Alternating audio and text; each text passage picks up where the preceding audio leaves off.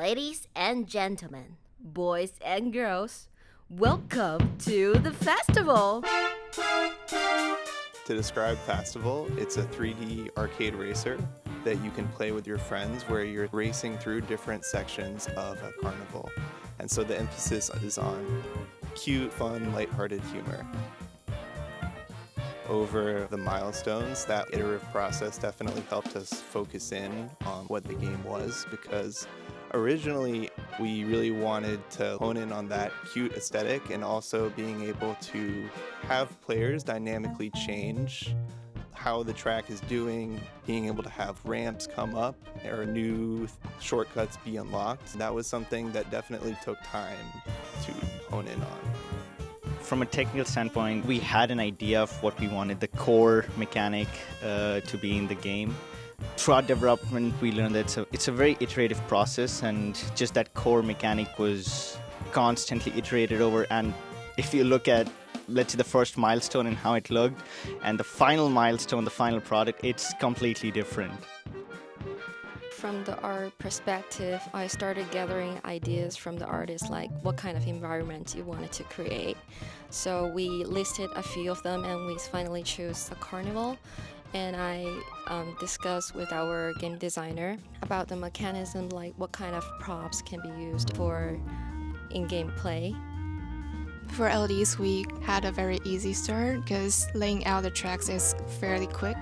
But after we had the mechanics change from the throwing balls to the targets, we changed the tracks little by little to make the conveyance better and make everything looks good in the scene.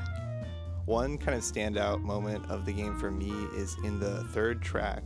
You're going through a big top tent, and there's sort of this section where you're like driving through the rafters and then go off a ramp, and there's these fireworks that shoot out, and I think that's just a really cool moment.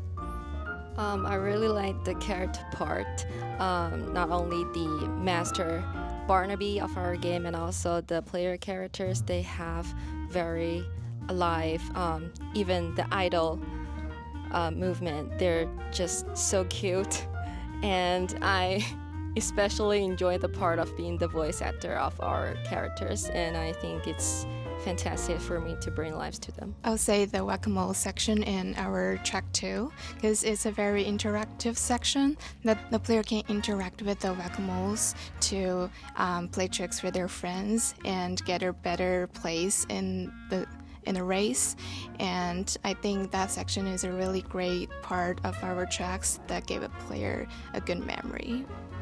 I think the first thing definitely is because it's such a big team, and everybody has their own idea of what they want the game to be. It can tend to be very chaotic, and that's where we come up and steer the team out of the chaos. We've tried to find a direction.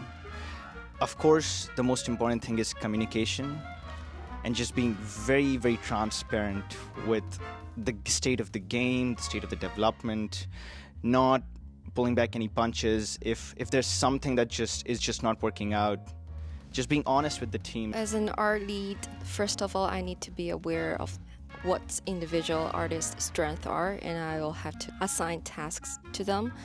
So each artist is working on the area that they're very capable of creating, so it's definitely being very efficient. So while I was discussing with the game designer and also the lead level designers, I have to reject any time-consuming tasks or features which will make it hard for the artist to complete, because we only have 10 artists, not including me, only 10 artists. For LDs, what we learned the biggest thing is that make sure the game is playable.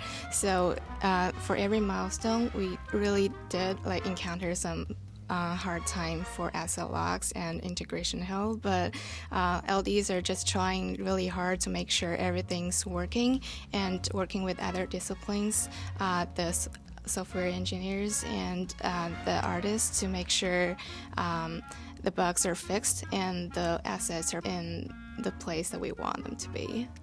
Definitely a big part of meeting deadlines and working with a big team is just trusting that team, because not every one person is not going to be able to oversee every part of the game. So making sure that you just have the right people working on the right things and that everybody is communicating and trusting each other. It's really like incredible, like working on a 50-person team, just seeing like how much the game can change even over the course of like 3 hours.